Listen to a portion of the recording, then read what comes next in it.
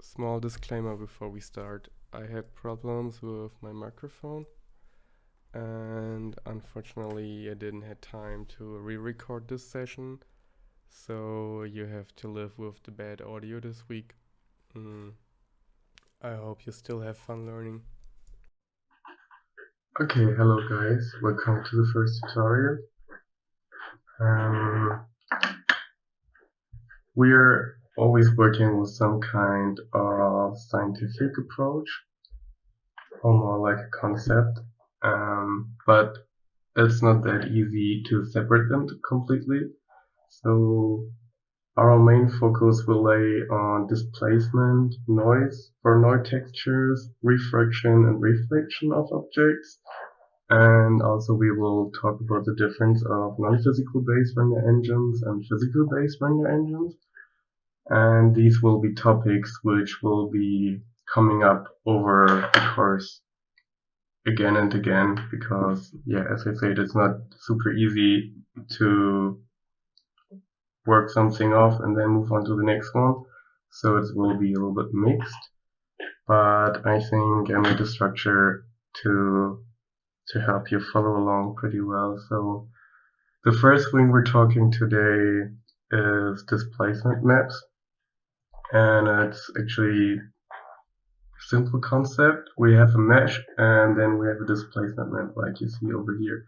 And in places where the color is lighter, the mesh is gonna deform upwards, and on places where it's dark, it's gonna be deformed downwards. We can see this here, like this is the displacement map, this is our mesh, and then it's getting distorted. There are also other versions of distorting with displacement maps in Touch Designer and Blender, but we will talk about these in a few sessions. So let's start up with Blender.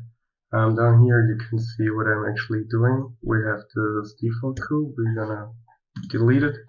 We're gonna start with Icosphere. Icosphere has a little bit better typology for displacement. We're gonna increase the subdivisions. You can see that it's increasing the vertex count here.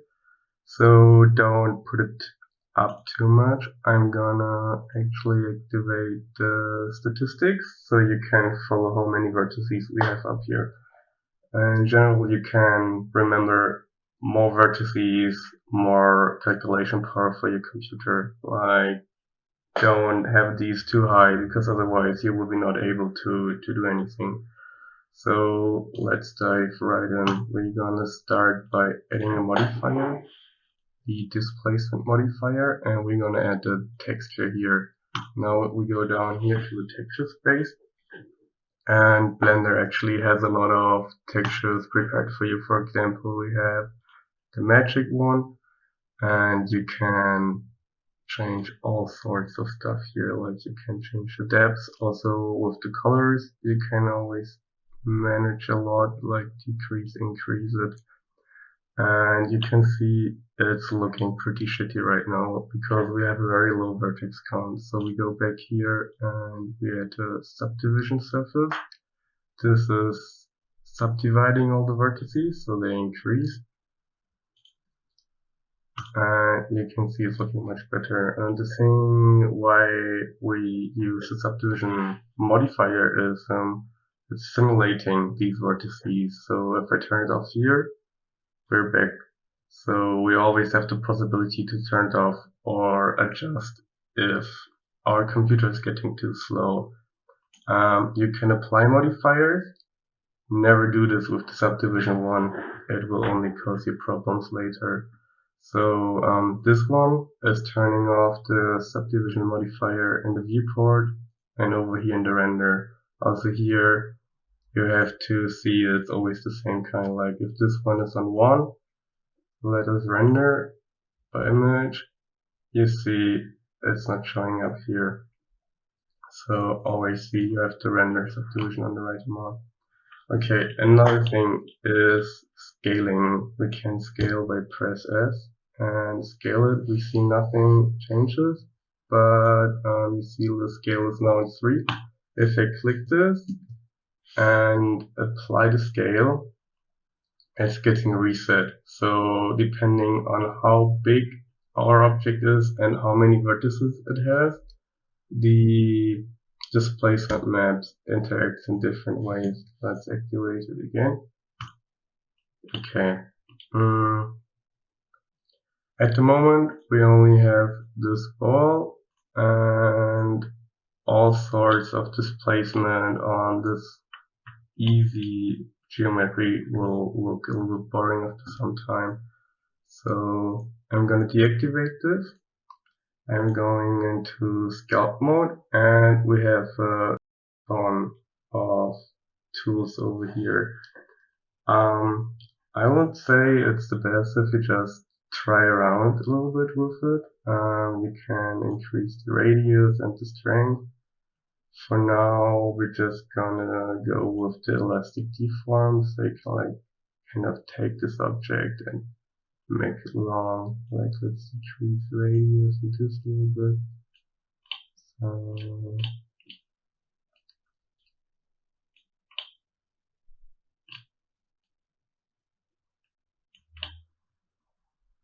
yeah, I think this should be enough. Let's go back to object mode, and we're gonna activate these again, and let's dive back into this. Let's talk about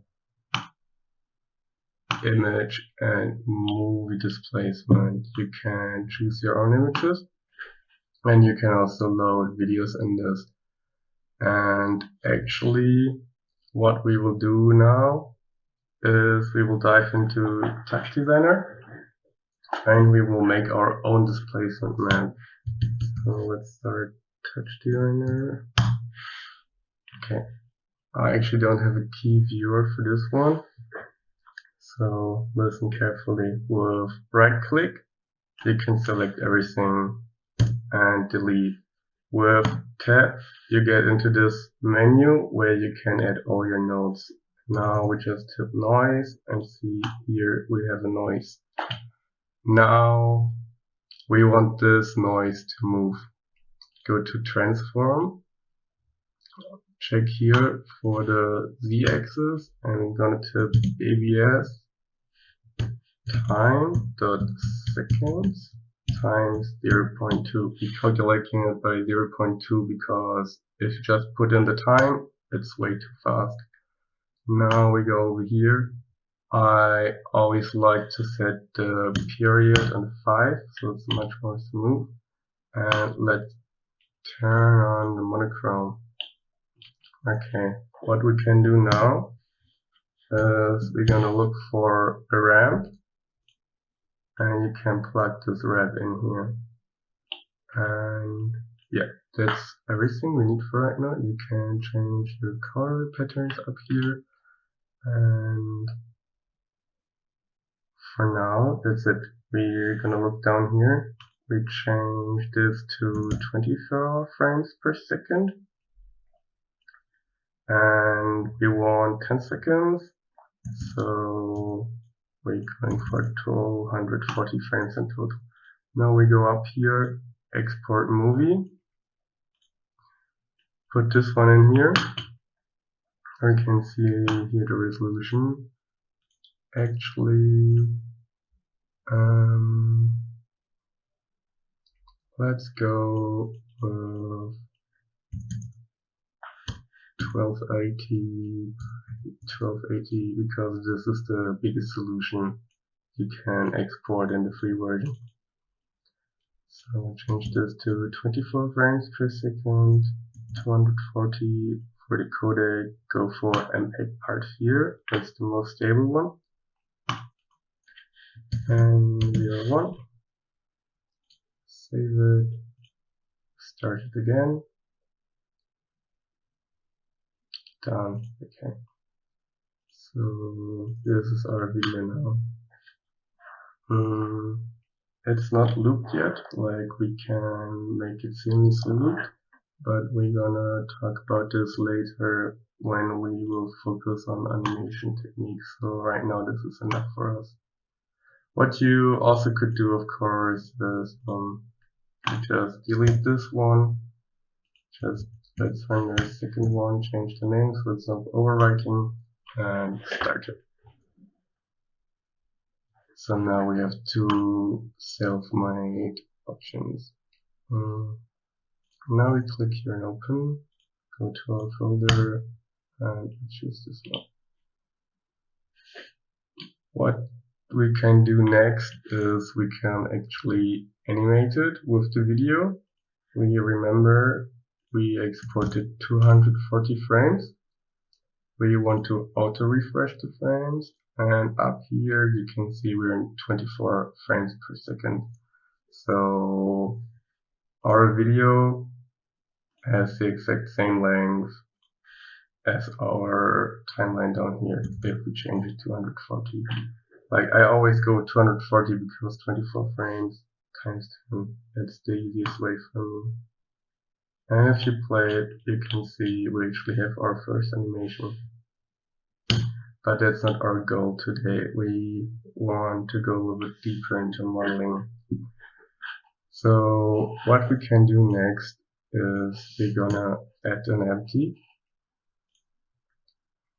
Take it to the side with G so you can see it. Now we take our object, go here on coordinates, choose object, and you choose the empty here. If you have multiple empties and you're not sure which one you want to take, you can also click this and choose the empty.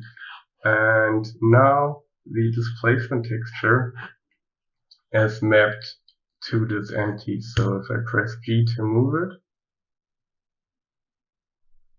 it's actually changing. We see it's a little bit buggy, so what we're gonna do is we're just gonna crank this down. So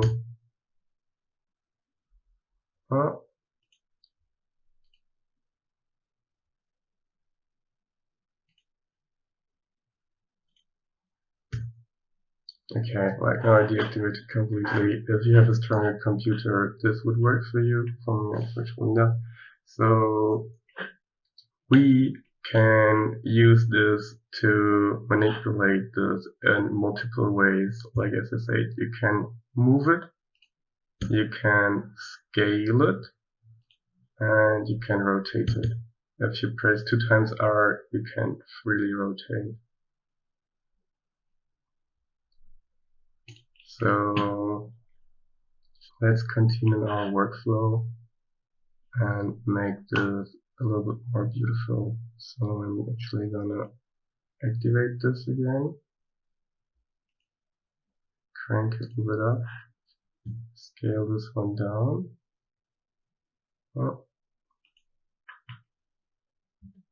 So now we're just gonna do super basic material lighting.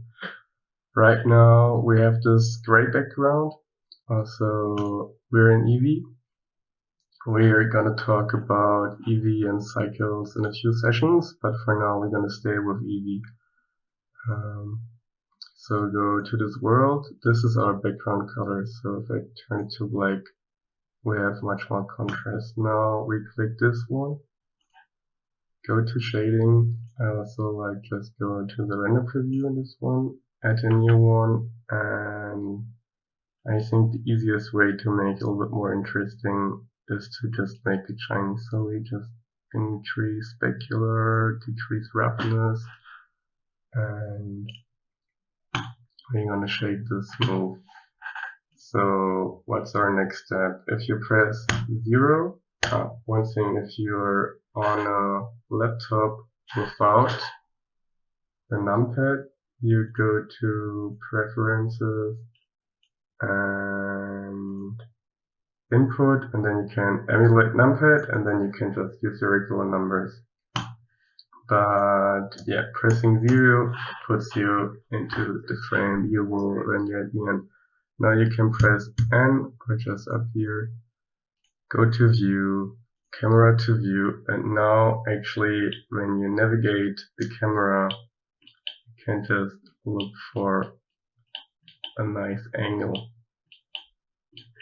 Like this, for example. It's important you always deactivate, because it's really annoying if you find the perfect angle and then you want to move the object but you don't have this deactivated. and you lose your angle. Okay, let's talk render settings. 1920, 1080. It's okay for now. We're gonna go on this, and we're changing it to our home folder. We're gonna call this P001. Accepted, and we export as PNG. This is also fine. And all we have to do now is render that image. And we see it's a little bit shaggy on the edges, so we go here. Let's increase this to maybe 4.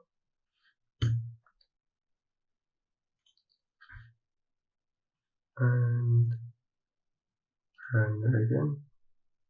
Okay. Let's talk about light. We have easy point light at the moment. You can add other lights, but mostly I'm just working with point lights. It's an easy workflow. You can just move them around.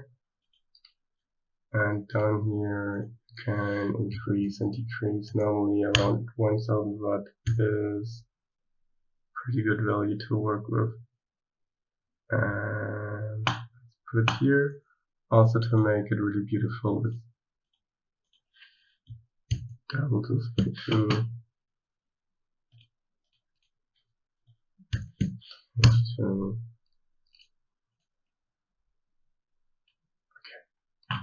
So this is our first displacement object we generated so far.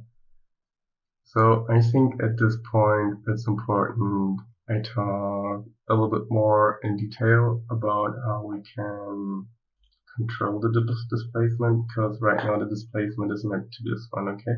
So if I move this, it's gonna change. If I move this, it's gonna change. Like, you can also take this, scale it, and it will also impact the size. Again, Control A, apply the scale, and it will be different again. So I think to show you how exactly displacement maps work, I'll just take a plane, scale it up, go to edit mode, because right now it's just one big face, so we want to subdivide it a few times, let's say 10. Okay, now we add again our displacement modifier. We add a new texture, but this time I prepared this video of birds, and right now you can see there is basically nothing visible. So this is because our vertex count is not high enough to show any detail. So we're gonna add this here. And you can see there's actually kind of a bird visible. This example is also very good to show you this, like the strength and the mid-level. The strength is the height general, and the mid-level, and we have 200, let's do 500 frames. This is a long video, so I give this also 500 frames. I go to auto refresh, and we can play it. This would also never work with cycles.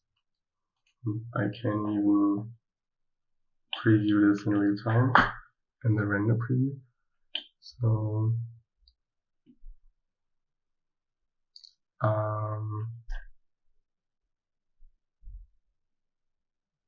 yeah, next session we're gonna talk a little bit more about animation.